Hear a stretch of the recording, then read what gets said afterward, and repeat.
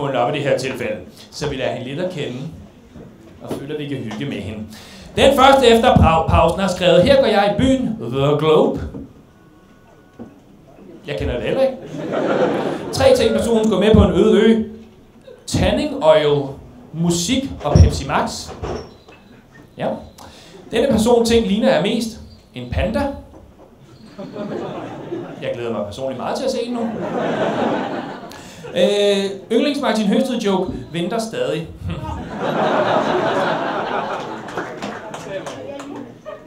Ja, det er den der vittighed, jeg har om, busstoppestedet. Sådan.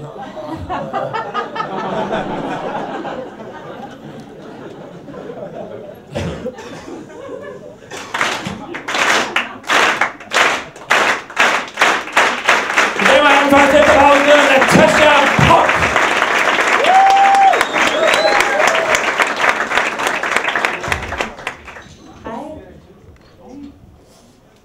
Jeg er halv, og det er altid lidt svært for mig, fordi at når jeg er på Filippinerne, så er jeg hvid, og når jeg så er her i Danmark, så er jeg grønlænder.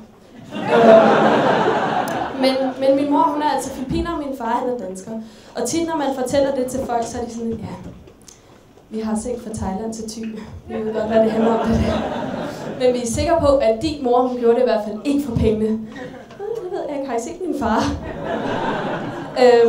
Men den blanding er åbenbart svært for nogle folk at huske. De glemmer i hvert fald tit, hvad min etnicitet er.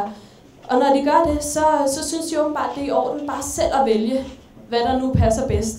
Og jeg oplever det tit, når jeg skal møde ekskærester, eller ja, det bliver de så, kæresters familier. Det går sådan, ej, prøv at se her, hvad hans thailandske kæreste har taget med. Det er spændende, var? Eller det er første gang, vi har haft en nære som svigerdatter. Det er spændende. Vi håber, at tacoen smager, ligesom de laver den derhjemme.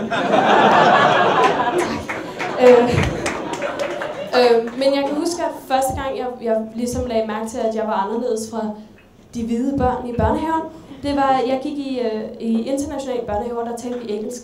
Og en af gangene, så skulle vi så synge nogle lærerige sange, som vores forældre havde lært os.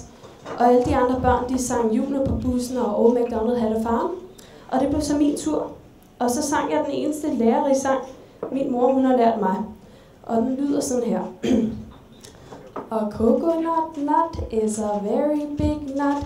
If you eat too much, you get very fat.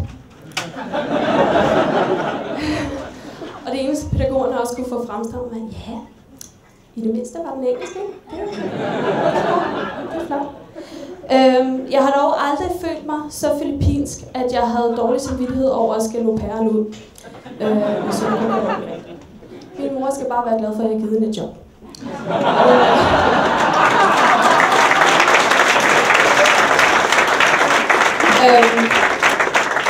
Ja, min mor, hun hiver mig tæt med til sådan nogle filippinske fester, og asiatiske kvinder, de er meget ærlige. Og hvad hedder det? Især når man kommer hen og siger, oh, you're Shanna's daughter. She's very beautiful Filipino woman.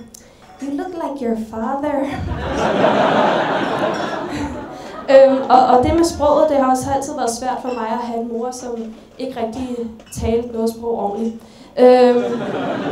Og det har givet underlige samtaler, skole-hjem-samtaler i årenes løb. Især efter en kolonihavetur, hvor at, jeg havde bedt en af pædagogerne om at hjælpe mig med at brush my tits. Vi skulle til samtale, fordi at han havde gjort det. Men